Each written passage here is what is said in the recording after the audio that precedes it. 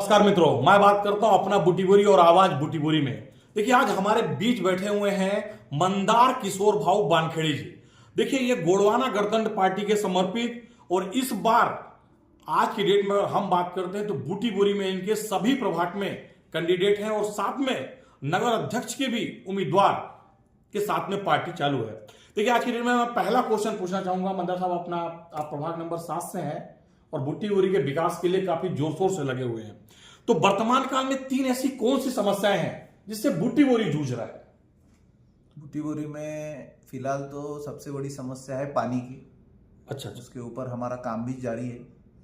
और दूसरी समस्या मुझे लगता है कि स्वास्थ्य और स्वच्छता से संबंधित है। ये दोनों चीजें जुड़ी हुई है, क्योंकि स्वच्छता की वजह से ही स्वास्थ्य के बहुत सारे प्रॉब्लम्स होते हैं। और यहाँ पे कोई भी बड़ा सरकारी अस्पताल नहीं है बुटीबोरी में, तो उसके लिए भी हम प्रयास करने की कोशिश करेंगे। और तीसरा है कि यहाँ पे अभी जो शहर जिस गति से बढ़ रहा है, तो सीवेज लाइन और ड्रेनेज लाइन का भी बहुत बड़ा प्रॉब्लम आगे चल के होने वाला है। तो उसके लिए भी वो भी एक बड़ी समस्या आगे जाके बनेगी बुटीबोरी। देखिए, काफी अच्छा, एकदम अंदर के भाव जो है, अगर समझिए कि लोगों की जो मेन समस्याएं हैं, पानी, स्वास्थ्य, इन सब सुविधाओं को लेकर मंदार साहब एकदम जागरूक हैं और अपने सभी सदस्यों के साथ में। अगर मैं दूसरी बात करता हूं, ये पानी की समस्या है बुटीबोरी के एरिया में, 4 दिन 2 दिन बाद नल आते हैं, उसके लिए ऐसा क्या मतलब लोगों को? 4 दिन 2 दिन नहीं, 8-8 दिन बाद नल आते हैं। अच्छा। हाँ, पिछले 4 सालों से मैं ही पानी पुरवठा का सभापति हूँ। और ये समस्या आने का सबसे बड़ा कारण ये है कि इसके पहले जो भी लोग थे, उन्होंने मूलभूत सुविधाओं पे काम नहीं किया। अच्छा। उन्होंने जिस हिसाब से बुटीबोरी की पॉपुलेशन बढ़ रही है, उस हिसाब से ना तो पाइपलाइन बिछाई, ना ही टंकियों का प्रावधान किया। तो उस वजह से बहुत सारी जगहों पे लोगों को पानी की दिक्कतें आ रही है। अभी हमने पिछले 4 साल से मैंने प्रयास करके उसमें एक बुटीबोरी के लिए 113 करोड़ रुपए की पानी पुरवठा योजना हमने मंजूर करा के लाई है। उसका काम भी चल रहा है। लगभग 40% काम उसका पूरा हो गया है। लाइनें लगभग बिछ गई है। टंकियों का भी काम हो गया है। सिर्फ जो मेन सोर्स से आने वाला जो पानी है, जो कि रामा डैम से 12 किलोमीटर की पाइपलाइन के द्वारा आने वाला है, उसका काम अभी थोड़ा सा ठंडे बस्ते में है। वो थोड़ा सा फॉरेस्ट का प्रॉब्लम है, वो भी जल्दी सॉल्व हो जाएगा।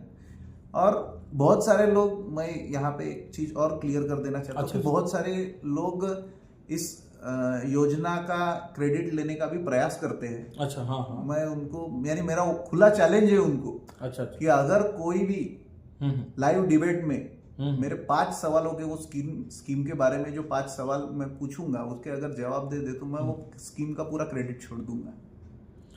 मतलब काफी ज्यादा प्रयासरत हैं पानी को लेकर कि बुटीबोरी में डेली पानी है, लोगों को परेशानी ना हो, इसके लिए उन्होंने बहुत प्रयास किए हुए हैं। चलिए, मैं आगे एक क्वेश्चन पूछता हूं कि भी आज की डेट में नगर में सरकारी स्कूल और आंगनवाड़ी कि दोनों को इसे सुधारने के लिए आपका क्या प्रयास रहेगा? आज की डेट में शिक्षा बहुत जरूरी है। बिल्कुल। स्कूलों के मामले में देखा जाए तो बुटीबोरी नगर परिषद में अभी फिलहाल में 2 बड़े सरकारी स्कूल है जो कि जिला परिषद के अंदर आते हैं। अभी तक नगर परिषद को वो हैंडओवर नहीं हुए हैं। अच्छा। अगर वो हैंडओवर हो जाते हैं तो उसके लिए भी हम जरूर प्रयास करेंगे। दूसरी चीज, बहुत सारी जगहों पे आंगनवाड़ियों के प्रस्ताव पेंडिंग है। अभी फिलहाल बुटीबोरी में 13 आंगनवाड़ियां हैं और 7 नए आंगनवाड़ियों के प्रस्ताव हमने हमारे कार्यकाल में भेजे हैं। अच्छा। लेकिन उनपे, हालांकि ये जो आंगनवाड़ियों का सैंक्शनिंग होता है वो सेंट्रल गवर्नमेंट से होता है और पूरे महाराष्ट्र का ही प्रस्ताव वहां पे पेंडिंग पड़ा है पिछले 2 सालों से। उसकी वजह से नई आंगनवाड़ियां नहीं बन पा रही है। लेकिन जब भी वो होगा, हमारा प्रस्ताव सैंक्शन होगा, 7 नई आंगनवाड़ियां बनेंगी। उसमें से 3 नई आंगनवाड़ियां प्रभाग क्रमांक 7 में बनने वाली है। प्रभाग क्रमांक 7 में 3 आंगनवाड़ी बनने वाली है। देखिए, उसके लिए भी प्लान तैयार है। अगर मैं बात करूंगा कि एकदम मंदार साहब के साथ पास में हर एक क्वेश्चन का आंसर है हमारे।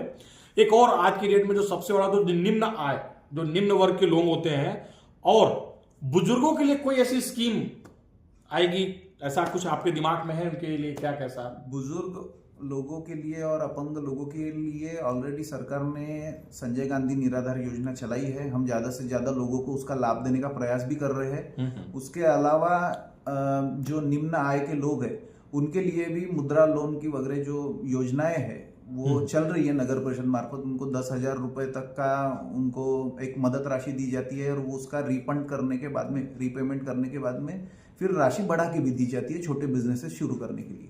देखिए हर एक, अगर मैं बात करता हूं तो देखिए बुजुर्गों और निम्न वर्गों के लिए भी मंदार जी के पास में प्लान है। अभी एक सबसे बड़ी समस्या की डेट में अगर मैं बात करता हूं कि स्थानीय युवाओं के लिए रोजगार के लिए क्या योजना है, क्या प्लान है आपका?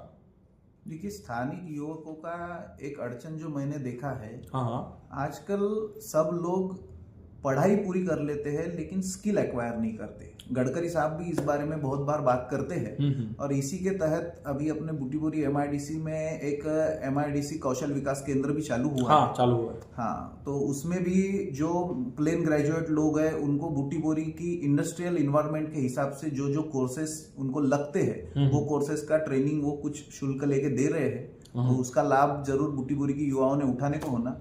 बिल्कुल, और बिल्कुल। दूसरी चीज ऐसी है कि बीएमए भी उसके लिए प्रयास कर रहा है, अपना जो बूटीबोरी मैन्युफैक्चरर्स एसोसिएशन है वो भी उसके लिए प्रयास कर रहा है। मेरी बीच में उनके जो उपाध्यक्ष साहब है शशिन जी अग्रवाल, उनसे भी बात हुई थी इस बारे में। तो ये कौशल विकास केंद्र और बीएमए को अगर हम जोड़ दे तो जो स्किल हमें बूटीबोरी की कंपनियों में चाहिए वही स्किल हम हमारे कौशल विकास केंद्र में ट्रेन करके उनको भी रेडी एकदम मैन पावर मिल जाएगा, ट्रेंड मैन पावर मिल जाएगा और अपने यहाँ के लोगों को स्थानिक इसमें रोजगार मिल जाएगा। ये चीजें अपन कर सकते हैं। देखिए बहुत बड़ी पहल है, यदि रोजगार के लिए प्रशिक्षण केंद्र खोला जा रहा है और यहाँ पर बहुत सारी इंडस्ट्रियां हैं, बहुत सारे युवाओं को बहुत बड़ा रोजगार का रास्ता ओपन होगा। अगर मैं बात करता हूँ, मेरा अगला जो क्वेश्चन है आपसे, जो छोटे व्यापारी हैं अपने बूटीबोरी में, जो छोटे व्यापारी हैं उनको बढ़ावा देने के लिए क्या प्रयास रहेगा आपका?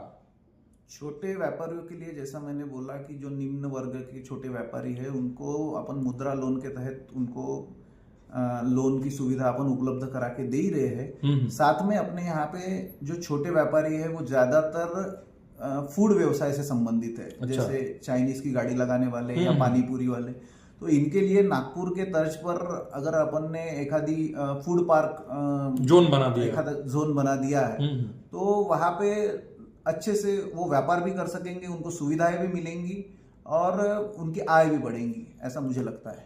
देखिए बहुत ही अच्छा प्लान है कि अगर अपन चाहेंगे किसी एरिया में फूड जोन बना सकते हैं जहां पर सभी जो निम्न वर्ग के व्यापारी हैं वहां जाके अपना बिजनेस कर सकते हैं।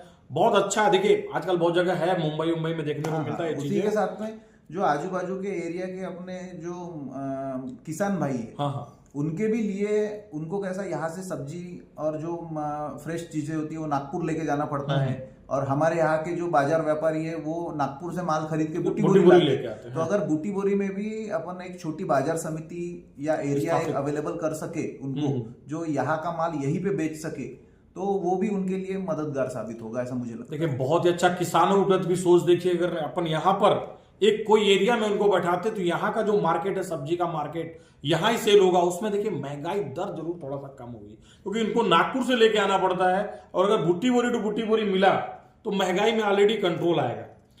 चलिए अगर मैं बात करता हूं आपको कि यदि आप लोगों को इस बार मौका मिलता है नगर परिषद एरिया में, तो आप सबसे बड़ा बदलाव क्या करेंगे बूटीबोरी के लिए? देखिए रोड नाली ये तो सब लोग बनाते हैं, लेकिन बूटीबोरी में फिलहाल में सबसे ज्यादा जरूरत किसी चीज की अगर होगी तो सबसे पहले तो नगर परिषद की इमारत की जरूरत है। हाँ, नगर परिषद की इमारत जो है वो पहले स्वर्गीय किशोर भाऊ वानखेड़े सांस्कृतिक सभागृह था, उस इमारत में फिलहाल में चल रही है।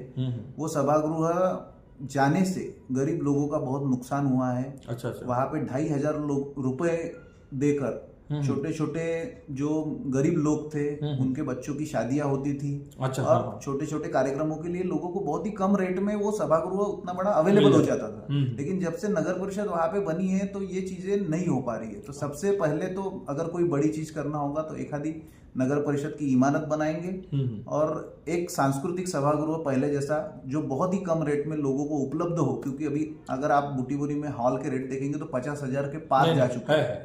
तो वो अगर 2,500-3,000 रुपए में उनको मिनिमम शुल्क लेके अगर कोई सुविधा ऐसी प्रकार की दे सके तो उसके लिए हम जरूर सोचेंगे।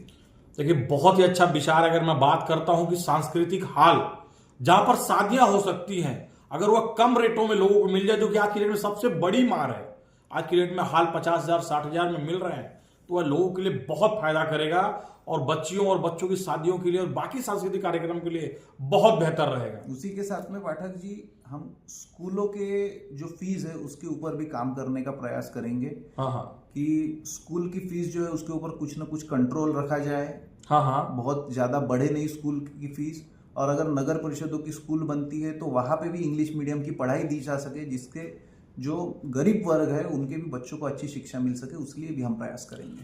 देखिए, बहुत बड़ा प्रयास है। आज की डेट में अधिकतर माँ बाप अपने बच्चों को पढ़ाने में बहुत ज्यादा असमर्थ हो जाते हैं, क्योंकि आज की डेट में महंगाई बहुत ज्यादा है। परंतु मंदार साहब का यह वक्तव्य जरूर कहीं ना कहीं टच कर रहा है कि यदि अगर हम बात करेंगे कि नगर परिषद की तरफ से स्कूलें बनती हैं और प्राइवेट सेक्टर की जो स्कूलें हैं उनके फीस में कुछ ना कुछ एक पैरामीटर्स फिक्स होगा सभी सेक्टरों के स्कूलों में, उसमें जरूर आज की डेट में जो बच्चे पढ़ा रहे हैं, अभिभावक, माता पिता, उनको बहुत बड़ा बेनिफिट मिलेगा। आपकी यह सोच हमारे लिए बहुत ही अच्छा है। अब मैं चाहता हूं कि आप आम जनता के लिए क्या संदेश देना चाहेंगे आज की डेट में? मैं आम जनता को यही कहना चाहूँगा कि पिछले 8 दिनों में गांव में किस तरह की राजनीति चल रही है ये गांव के हर आदमी को पता है। अच्छा। किस तरीके से दबाव डाला जा रहा है, किस तरीके से झूठ बोला जा रहा है।